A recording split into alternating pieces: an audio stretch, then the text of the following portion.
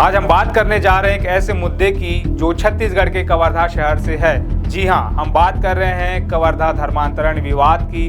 18 मई को कवर्धा के आदर्श नगर इलाके में एक प्रार्थना सभा के दौरान ऐसा बवाल मचा कि हिंदू संगठन और प्रार्थना सभा के आयोजक आमने सामने आ गए। आरोप लगे धर्मांतरण के, हंगामा हुआ और पुलिस को बीच में आना पड़ा। लेकिन सवाल ये है, क्या वाकई में धर्मांतरण हो रहा था या ये सिर्फ एक गलतफहमी है? आज के इस वीडियो में हम इस विवाद की पूरी कहानी, दोनों पक्षों के दावे और पुलिस की जांच को आपके सामने रखेंगे। तो वीडियो को पूरा देखिए और अगर आपको हमारा कंटेंट पसंद आए तो लाइक, शेयर और सब्सक्राइब करना ना भूलिए। नमस्कार, मैं चंद्रशेखर और आप देख रहे हैं नव प्रदेश टीवी। पहले समझते हैं कि आखिर ये विवाद शुरू कैसे हुआ। कवर्धा छत्तीसगढ़ का एक शांत और धार्मिक महत्व वाला शहर है। यहाँ के लोग अपनी सांस्कृतिक और धार्मिक परंपराओं को बहुत मानते हैं। लेकिन 18 मई को आदर्श नगर इलाके में एक घर में चल रही प्रार्थना सभा ने पूरे शहर को हिला कर रख दिया। इस सभा में कुछ लोग इकट्ठा थे और इसे चंगाई सभा भी कहा जा रहा था, यानी ऐसी सभा जिसमें प्रार्थना और झाड़ फूंक के जरिए बीमार लोगों को ठीक करने की बात होती है। लेकिन विश्व हिंदू परिषद के कार्यकर्ताओं को इस सभा के बारे में कुछ ऐसी जानकारी मिली जिसने विवाद की चिंगारी भड़का दी।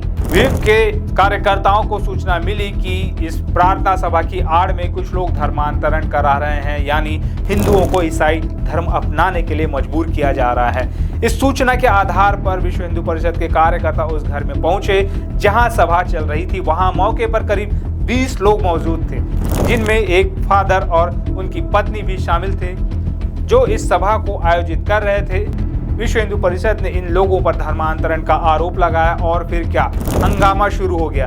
दोनों पक्षों के बीच तीखी बहस हुई और मामला इतना बढ़ गया कि पुलिस को बुलाना पड़ा। पुलिस ने किसी तरह स्थिति को काबू में किया और मामले की जांच शुरू कर दी। लेकिन इस घटना ने कई सवाल खड़े कर दिए।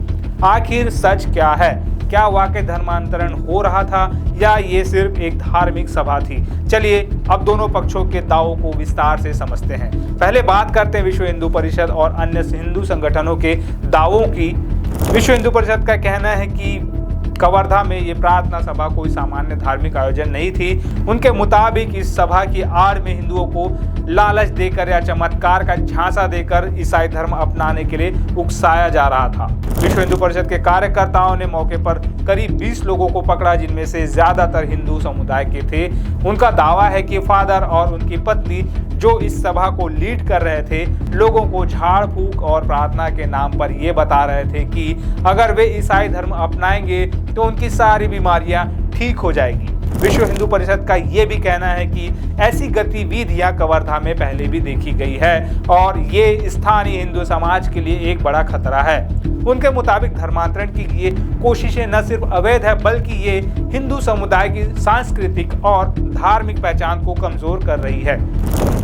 विश्व हिंदू परिषद ने पुलिस से इस मामले की गंभीरता से जांच करने और दोषियों के खिलाफ सख्त कार्रवाई करने की मांग की है। कार्यकर्ताओं का कहना है कि अगर ऐसी गतिविधियों पर रोक नहीं लगाई गई तो ये और बढ़ेगी, जिससे सामाजिक तनाव पैदा हो सकता है।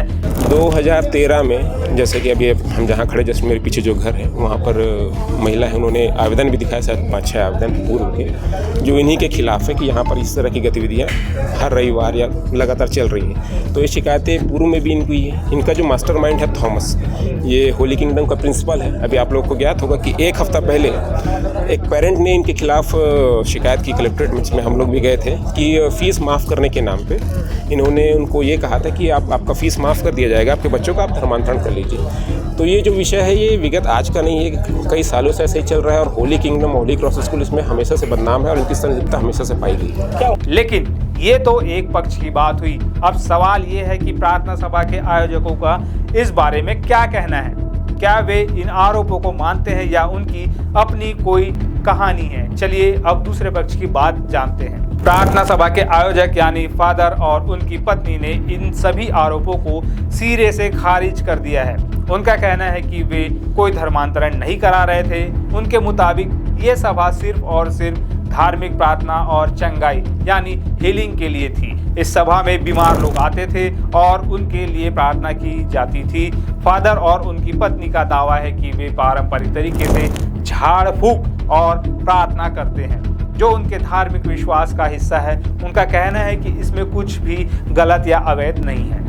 आयोजकों ने ये भी कहा कि विश्व हिंदू परिषद और अन्य हिंदू संगठनों ने बिना किसी ठोस सबूत के उन पर धर्मांतरण का आरोप लगाया। उनके मुताबिक सभा में मौजूद लोग अपनी मर्जी से वहां आए थे और किसी को भी धर्म बदलने के लिए मजबूर नहीं किया गया।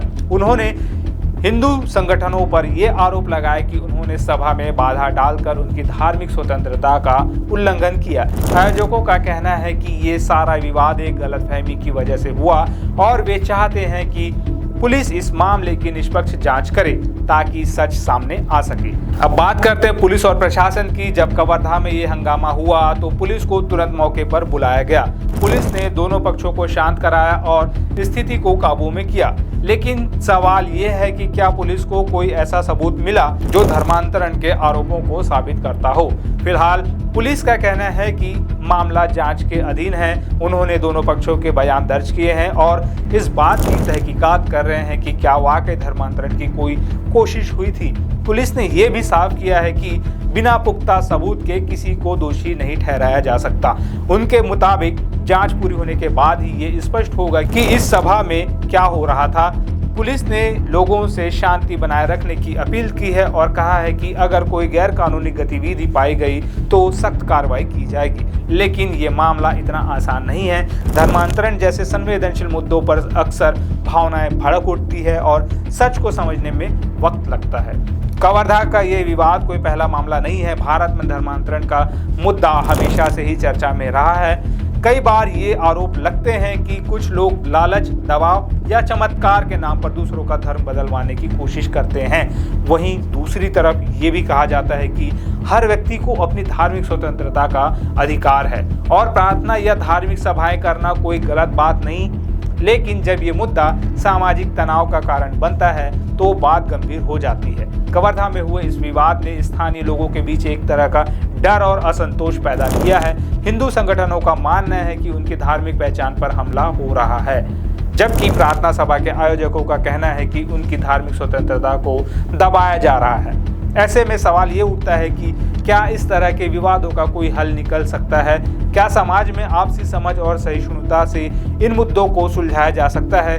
ये सवाल न सिर्फ कवर्धा के लिए बल्कि पूरे देश के लिए महत्वपूर्ण है।